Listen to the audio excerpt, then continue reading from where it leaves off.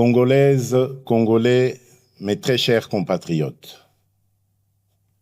En ce jour solennel du 30 juin 2026, notre nation célèbre le 66e anniversaire de son accession à l'indépendance. 66 ans se sont écoulés depuis ce jour historique où le peuple congolais, après de longues années de domination coloniale, s'est levé dans sa dignité pour affirmer devant le monde son droit inaliénable à la liberté, à l'autodétermination et à la maîtrise de son destin. Le 30 juin n'est donc pas une simple date de notre calendrier républicain. Il est à la fois une mémoire, une promesse et une responsabilité. Il est la mémoire de celles et ceux qui, par leur courage et leur sacrifice, ont ouvert le chemin de notre liberté. Pour eux, l'unité, la dignité et la souveraineté du peuple congolais avaient plus de valeur que leur propre vie. Il est aussi la promesse faite à chaque génération de ne jamais renoncer à l'idéal d'un Congo libre, uni et souverain. Il est enfin une responsabilité, celle de protéger, d'approfondir et d'incarner chaque jour l'indépendance conquise par nos pères dans nos institutions, notre économie, notre diplomatie, notre défense nationale et notre engagement collectif au service de la République. En ce jour de communion nationale, je m'incline avec respect devant la mémoire de nos pères de l'indépendance, de nos héros nationaux, de nos martyrs et de tous les combattants de la liberté, connus ou anonymes, qui ont fait de ce pays une patrie libre. Je rends un hommage particulier à Joseph Kasavubu, à Patrice Emery Lumumba, ainsi qu'à tous les bâtisseurs de notre conscience nationale. Je rends également hommage à toutes les femmes et à tous les hommes qui, dans nos villages, nos villes, nos écoles, nos églises, nos administrations, nos mines, nos champs, nos marchés, nos entreprises et nos familles, continuent chaque jour par leur travail, leur courage et leur résilience de porter la République à bout de bras. Mes très chers compatriotes, cette année encore, notre fête nationale intervient dans un contexte grave. À l'est de notre pays, nos compatriotes continuent de subir les conséquences douloureuses de l'agression, de l'activisme des groupes armés, du terrorisme, des violences contre les civils, des déplacements forcés, des pillages, des prédations économiques et des violations répétées du droit international. Je pense en cet instant à nos frères et sœurs du Nord Kivu, du Sud Kivu, de l'Ituri, du Tanganyika, du Maniema et de toutes les zones meurtries par l'insécurité. Je pense aux familles endeuillées, aux déplacés contraints de vivre loin de leurs terres, aux femmes victimes de violences, aux enfants privés d'école, aux paysans privés de leurs champs, aux commerçants privés de leurs activités et aux jeunes privés de perspectives par la guerre et la peur.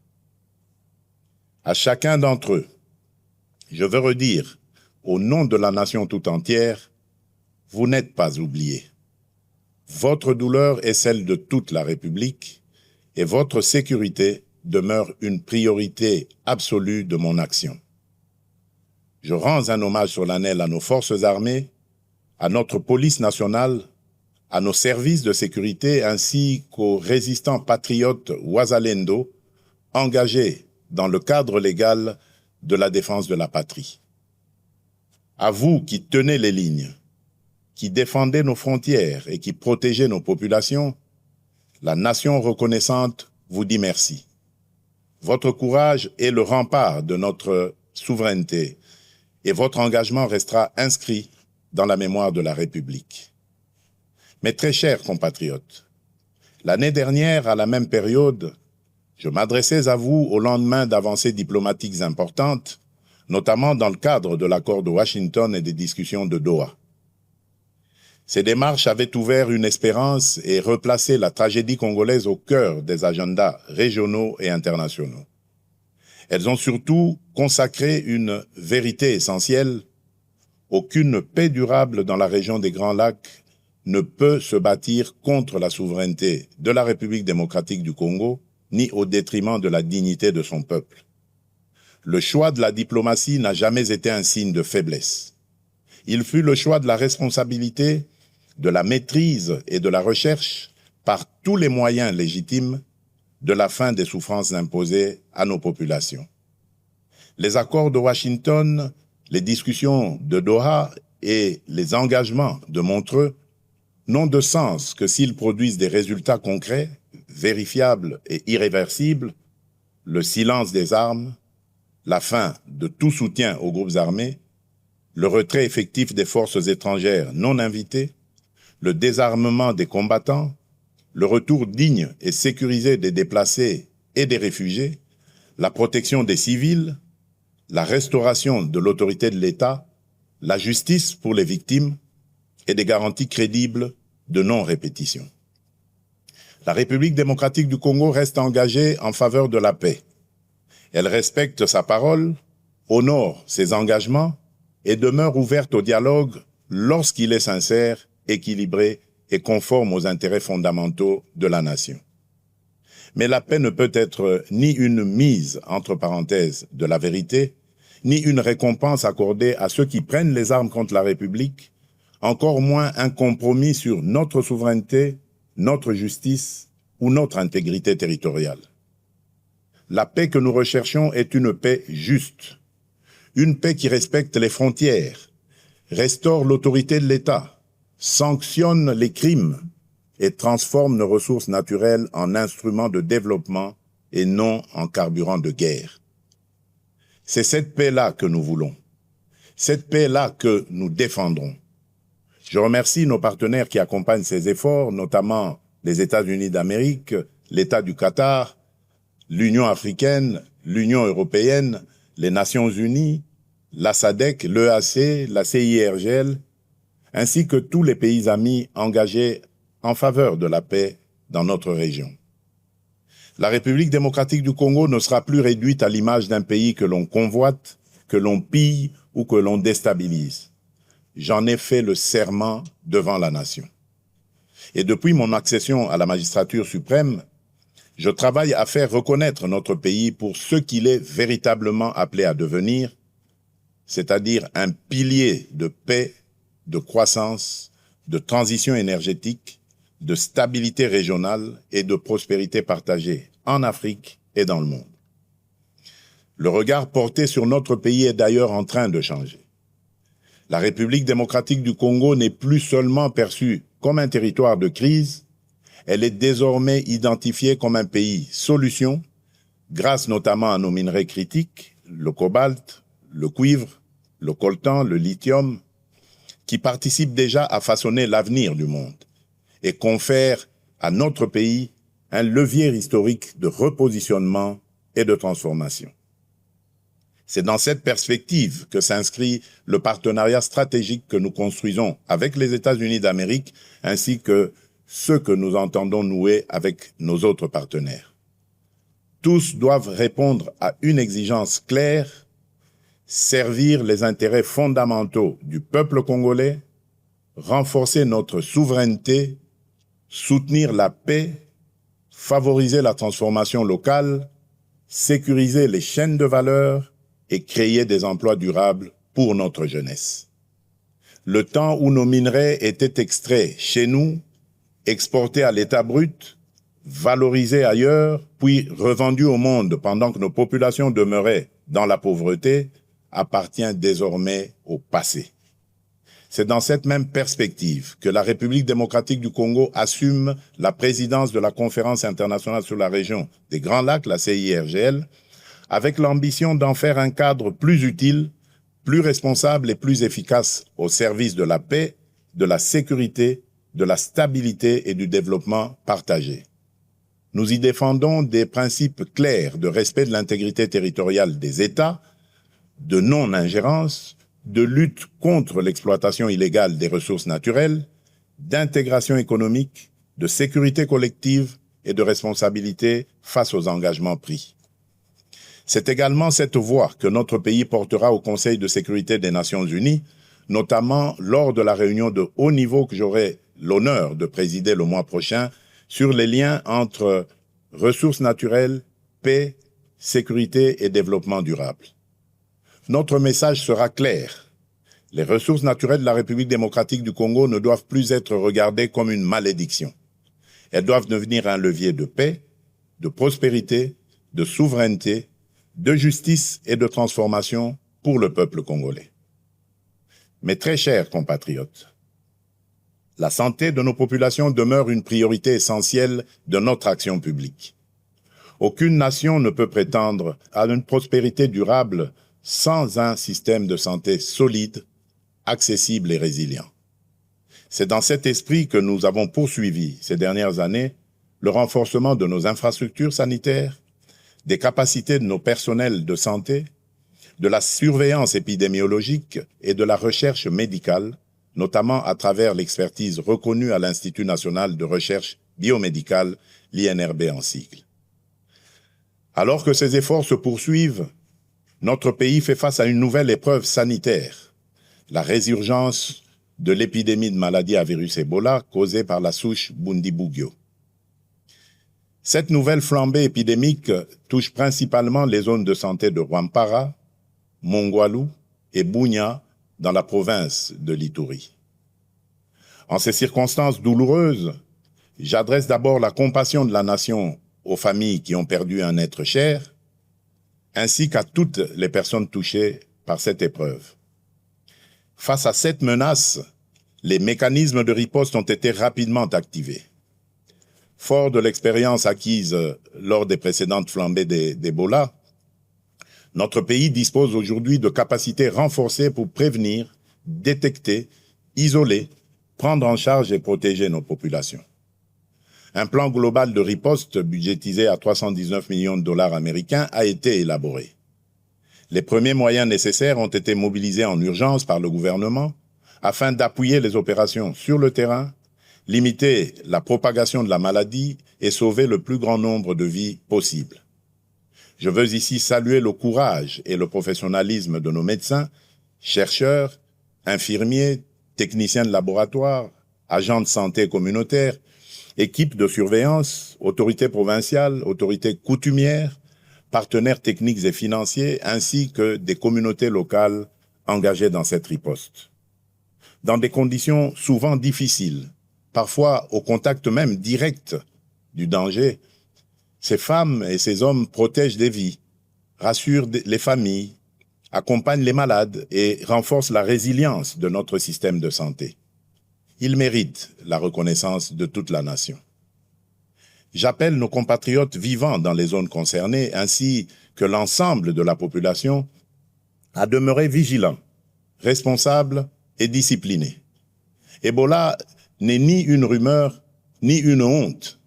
C'est une urgence sanitaire qui exige responsabilité, solidarité et vérité. Je demande à chacune et à chacun de respecter les consignes des autorités sanitaires, d'observer les mesures d'hygiène, de signaler immédiatement tout cas suspect, d'éviter les pratiques à risque et de ne pas céder à la désinformation. Dans cette épreuve, notre force résidera dans la confiance, la discipline collective, la solidarité nationale et la capacité de l'État à agir rapidement, efficacement et au plus près des populations. Mes très chers compatriotes, en ce jour particulier, je voudrais m'adresser à toutes les Congolaises et à tous les Congolais au-delà des convictions, des sensibilités et des appartenances politiques. Notre pays traverse des débats politiques importants. Cela est normal dans une démocratie vivante.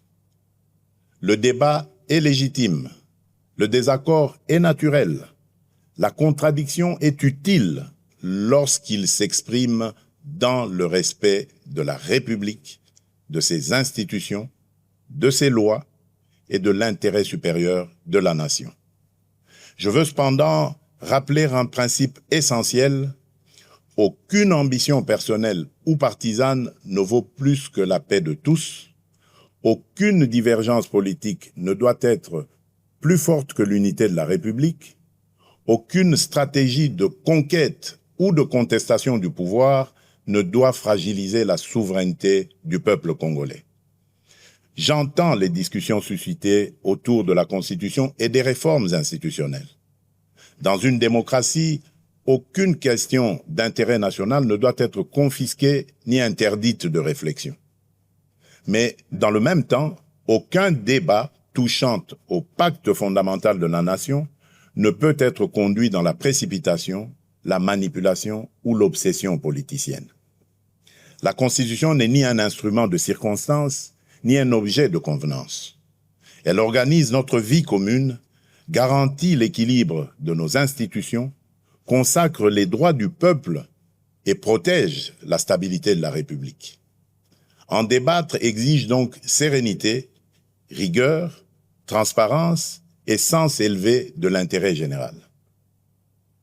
Ma responsabilité comme chef de l'État et garant de la nation est de veiller à ce que les débats engageant l'avenir du pays se tiennent dans le respect de la Constitution, de l'État de droit, des institutions et de la souveraineté populaire.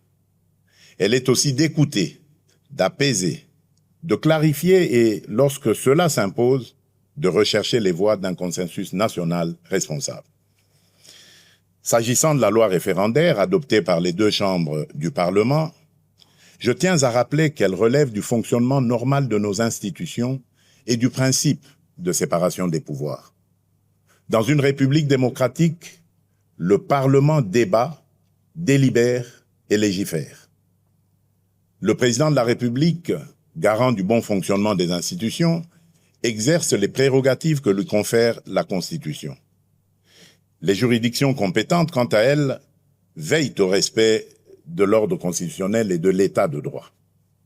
C'est dans cet esprit de coopération interinstitutionnelle et de respect de l'état de droit que j'ai déféré cette loi à la Cour constitutionnelle aux fins d'examen de sa constitutionnalité avant sa promulgation éventuelle conformément à l'article 160 alinéa 3 de notre Constitution.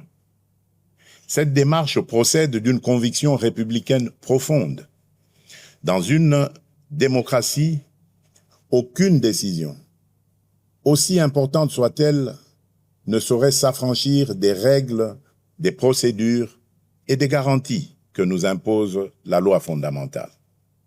La République ne ferme pas la porte à aucun de ses enfants d'ailleurs, dès lors qu'ils choisissent la voie de la paix, du dialogue, du respect des institutions et de la loyauté envers la nation. Mais le dialogue ne peut être détourné de son sens. Il ne saurait devenir un instrument de pression, de contournement des institutions ou de remise en cause de la volonté du peuple telle qu'elle s'exprime conformément à la Constitution et aux lois de la République. Le peuple congolais est le seul souverain. Nul ne peut parler durablement au nom de la nation contre la nation elle-même. Nul ne peut prétendre défendre la démocratie tout en refusant les principes qui la fondent, à savoir le débat libre, le respect des institutions, la séparation des pouvoirs, la souveraineté populaire et la responsabilité devant le peuple. À ce stade, je voudrais surtout insister sur un point avec la plus grande fermeté: le recours à la violence, aux armes, à la haine, à la désinformation ou à toute forme d'atteinte à notre souveraineté et à notre intégrité territoriale ne saurait constituer un mode d'expression politique. Il ne peut en aucun cas ouvrir un droit particulier à la négociation, ni placer ceux qui menacent la République au-dessus de ceux qui respectent ses lois. Nous pouvons débattre, diverger et nous opposer dans le cadre républicain. Mais nous n'avons pas le droit d'affaiblir la nation au moment où elle fait face à des menaces existentielles.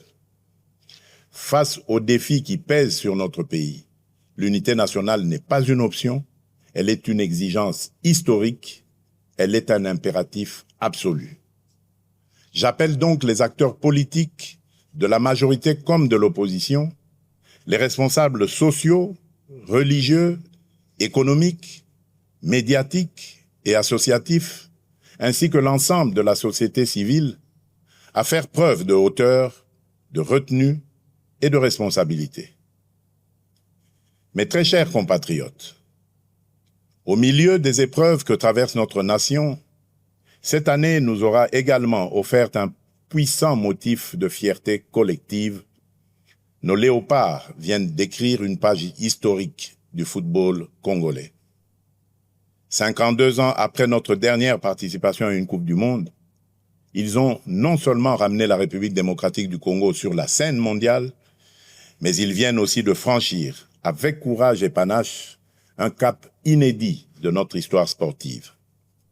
Par leur brillante victoire face à l'Ouzbékistan, sur le score de 3-1, nos léopards se sont qualifiés pour la phase à élimination directe, offrant à notre peuple une joie immense, une émotion rare et une fierté qui dépasse le seul cadre du sport.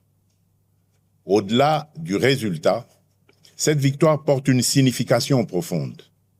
Elle nous rappelle qu'aucun objectif n'est hors de portée lorsque la discipline, le travail, la solidarité et la foi en nos propres forces se conjuguent. Pendant plusieurs semaines, nos différences se sont effacées derrière un même drapeau. Le Nord et le Sud, l'Est et l'Ouest, les Congolais de l'intérieur comme ceux de la diaspora ont vibré d'un même cœur, dans une même ferveur et avec une même fierté. Voilà l'image du Congo que nous devons préserver et faire grandir. Un Congo uni, ambitieux, résilient et déterminé à tenir son rang parmi les nations. Par leur courage, leur combativité et leur attachement au maillot national, nos léopards ont rappelé au monde que la République démocratique du Congo ne se résume pas à ses crises. Le Congo, c'est aussi le talent, l'audace, la discipline, la résilience et cette capacité de croire jusqu'au bout, même lorsque le chemin semble difficile.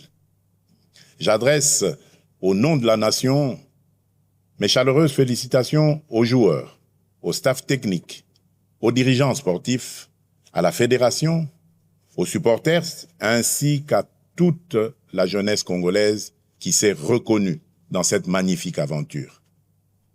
À nos léopards, qui s'apprêtent désormais à défier l'Angleterre en 16e de finale, je veux adresser un message simple. Entrez sur le terrain avec la sérénité de ceux qui ont déjà honoré la nation, mais aussi avec l'audace de ceux qui savent que l'histoire n'a pas encore livré son dernier mot. Jouez avec discipline, courage, intelligence et surtout sans regret. Vous avez déjà fait battre le cœur des Congolaises et des Congolais. Vous avez déjà rendu tout un peuple fier. Mais nous continuons à croire en vous et en votre capacité à aller plus loin, à surprendre encore, à faire reculer les limites du possible et à écrire sous nos couleurs une nouvelle page de notre grandeur nationale. Quelle que soit l'adversité, la République démocratique du Congo vous accompagnera de sa ferveur, de ses prières et de son soutien indéfectible. Entrez sur le terrain avec la force de tout un peuple uni derrière vous. Le sport est une école de discipline, de cohésion, d'effort et de patriotisme. L'esprit des léopards doit inspirer la nation entière. Rester unis, défendre nos couleurs, croire en nos forces et combattre chacun à sa place pour l'honneur et la grandeur de la République. Dans le même élan, je rends hommage à nos artistes, nos scientifiques, nos chercheurs, nos entrepreneurs, nos créateurs ainsi qu'à toutes les femmes et à tous les hommes qui, par leur talent, leur travail et leur excellence, contribuent au rayonnement de la République démocratique du Congo à travers le monde. Mes très chers compatriotes, 66 ans après l'indépendance, la République démocratique du Congo demeure debout. Debout malgré les guerres, les convoitises, les blessures de l'histoire et les épreuves traversées. Debout surtout parce que son peuple n'a jamais cessé de croire en lui-même, en sa dignité et en son destin. Cette force intérieure, cette capacité à résister et à se relever constitue l'une des plus grandes richesses de notre nation. Et aujourd'hui, plus que jamais, notre responsabilité est d'aller plus loin. L'indépendance politique fut une conquête historique. Notre devoir désormais est d'en faire une souveraineté pleinement vécue, concrète et irréversible. Une souveraineté sécuritaire, afin que plus aucun groupe armé, plus aucune force étrangère, plus aucun agenda extérieur ne puisse dicter sa loi sur une parcelle de notre territoire. Une souveraineté économique, afin que les ressources de notre sol et de notre sous-sol servent d'abord le développement de notre pays, la transformation de notre économie, la création de valeurs locales, l'émergence de champions nationaux et le bien-être de notre peuple. Une souveraineté numérique, afin que l'identité de nos citoyens, les données de notre pays et les services publics de notre État soient protégés, modernisés et mis au service des Congolaises et des Congolais. Une souveraineté diplomatique enfin, afin que la République démocratique du Congo parle au monde avec respect, clarté, dignité et fermeté. Voilà le sens profond que je donne à cette célébration, faire du 30 juin non seulement un moment de mémoire, mais aussi un appel au sursaut national. Notre République est une maison commune. Chacun y a des droits, des devoirs, une dignité à protéger et une responsabilité à assumer. C'est pourquoi nous devons regarder au-delà des urgences du moment et préparer avec méthode et détermination le Congo de 2030, de 2040 et de 2050. Le Congo que nous voulons léguer à nos enfants est un Congo en paix, moderne, prospère et respecté, un Congo où chaque enfant accède à une éducation de qualité, où chaque famille bénéficie de soins dignes, où chaque jeune peut trouver sa place, exercer son talent et réaliser ses ambitions, un Congo où les richesses nationales se transforment en emplois, en infrastructures, en services publics et en mieux-être pour le peuple. Ce Congo ne se construira ni par la résignation, ni par la division, ni par l'attente passive. Il se construira par le travail, la discipline, l'unité, la probité et le sursaut patriotique. Chaque Congolaise et chaque Congolais a une part à prendre dans cette œuvre nationale. L'enseignant qui forme avec conscience, le soldat qui protège avec honneur, le policier qui sécurise sans abuser, le médecin qui soigne avec dévouement, le fonctionnaire qui sert avec probité, le magistrat qui rend justice avec indépendance, l'entrepreneur qui crée des emplois, le jeune qui innove, les parents qui éduquent dans les valeurs, le citoyen qui respecte la loi et protège le bien public, la diaspora qui investit, transmet et valorise le pays. Comme le rappelait Nelson Mandela, avec la liberté viennent les responsabilités. Notre indépendance nous a donné une nation à aimer. Elle nous confie aussi une république à servir, à protéger et à élever. Car le patriotisme n'est pas seulement un sentiment. Il est une conduite, une discipline, une manière de servir, de protéger, de respecter et d'élever la nation. En ce 30 juin, levons-nous avec confiance, courage et amour pour la patrie. Unis dans la vérité, fermes dans la souveraineté, responsables dans l'action, solidaires dans l'effort, confiants dans l'avenir. Bonne fête de l'indépendance à toutes et à tous. Que Dieu bénisse la République démocratique du Congo, son peuple et tous ceux qui l'ont choisi comme pays de résidence. Je vous remercie.